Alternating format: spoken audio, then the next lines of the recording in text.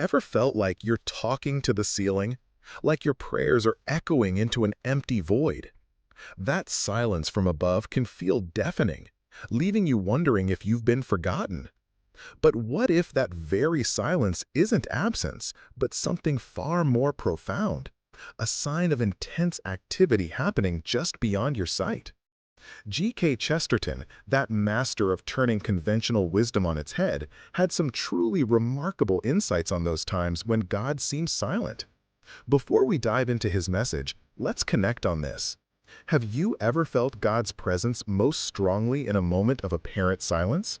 Share your experience in the comments below. You might be surprised by how many others have felt the same. Because what Chesterton has to say could completely reframe how you understand those quiet times and reveal the incredible work happening behind the scenes. In the quiet moments of life, amidst the clamor of daily routines and the anxieties of an uncertain world, many find themselves grappling with a profound question. Where is God in all of this? When prayers seem to hang unanswered in the air, when struggles persist despite fervent pleas, and when the heavens appear silent, it's easy to feel a sense of abandonment, a questioning of faith.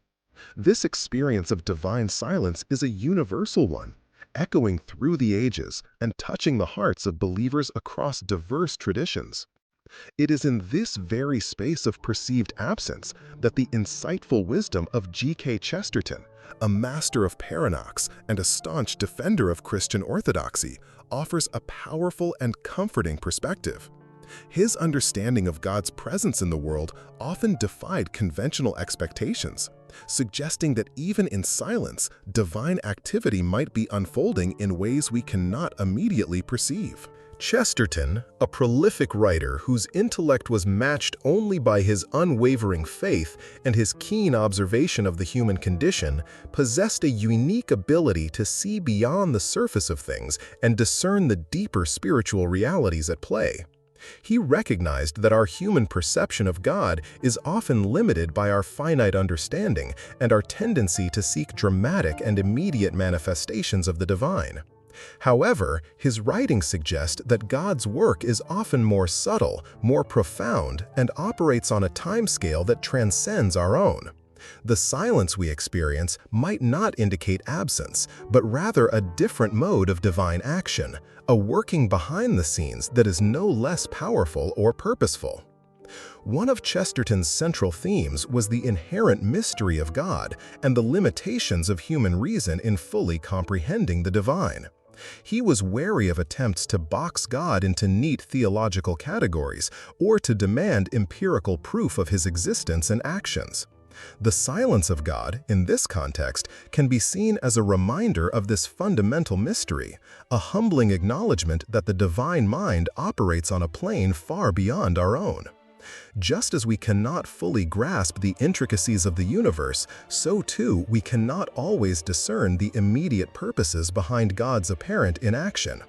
This silence invites us to move beyond a purely transactional view of prayer and faith towards a deeper trust in a wisdom that surpasses our own. Furthermore, Chesterton often emphasized the importance of patience and perseverance in the spiritual life. He understood that true growth and transformation rarely occur instantaneously. The silence of God might be a period of testing, a time of refining our faith and deepening our reliance on Him, even when we do not see immediate results. Like a seed planted in the earth, which undergoes a silent period of germination before breaking through the surface, our spiritual growth may also occur in unseen ways during times of apparent divine quietude. This silence can cultivate within us virtues such as fortitude, hope, and a deeper understanding of God's timing, which is often different from our own. Chesterton also had a profound appreciation for the hidden workings of providence in the world. He believed that God's hand was at work in countless subtle ways, shaping events and guiding individuals towards His ultimate purposes.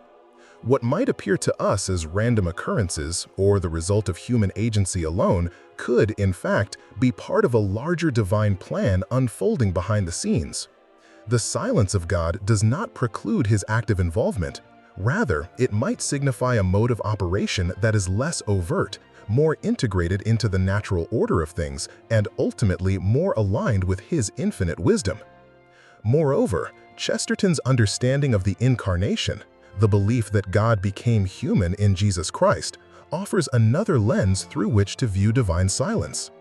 In the person of Jesus, God entered into the human experience fully, including the experience of suffering, doubt, and even the feeling of abandonment on the cross. The cry of dereliction, my God, why have you forsaken me?" Matthew 27:46, highlights even Jesus' experience of apparent divine silence in a moment of profound crisis. However, this silence was followed by resurrection and redemption, demonstrating that even in the deepest darkness, God's ultimate plan of salvation was unfolding. This suggests that periods of divine silence in our own lives might also be leading towards eventual breakthrough and renewal. Chesterton also warned against the human tendency to impose our own expectations on how God should act or reveal himself. We might be looking for dramatic interventions or clear, unmistakable signs, while God's communication might be happening in quieter, more personal ways, through a still, small voice within, through the wisdom of Scripture, through the support of our community, or even through the challenges we face. The silence might be an invitation to quiet our own minds and hearts, to become more attuned to these subtle forms of divine communication that we often overlook in our busyness and our preoccupation with grand gestures. Furthermore, Chesterton's emphasis on the importance of faith as a reasoned assent rather than a mere feeling is relevant here. Even when we do not feel God's presence or hear His voice in a tangible way, faith calls us to trust in His character, His promises, and His ultimate goodness. The silence can be an opportunity to exercise this faith, to hold on to the truths we know, even when our emotions might lead us to doubt. It is in these moments of apparent absence that our faith can deepen and mature, becoming less dependent on sensory experiences and more rooted in a steadfast trust in God's unfailing love and sovereignty. In a world that often values immediate gratification and constant stimulation, the silence of God can feel unsettling. However, Chesterton's wisdom invites us to reconsider this silence, not as an indication of abandonment, but as a space for deeper reflection, for the cultivation of patience, and for a more profound trust in the unseen workings of divine providence.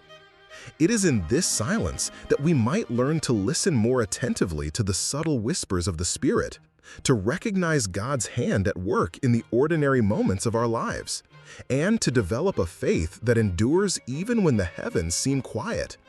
For, as Chesterton might argue, just because we don't see or hear Him doesn't mean He is actively, lovingly, and purposefully working behind the scenes for our ultimate good.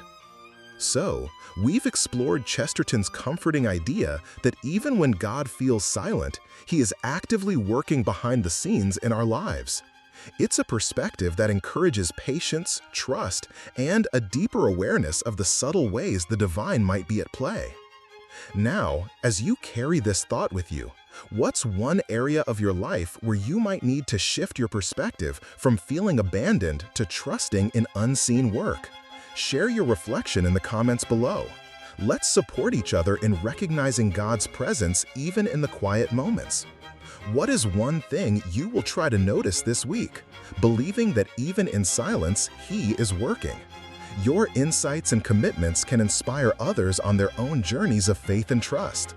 Let's keep this conversation going and encourage one another.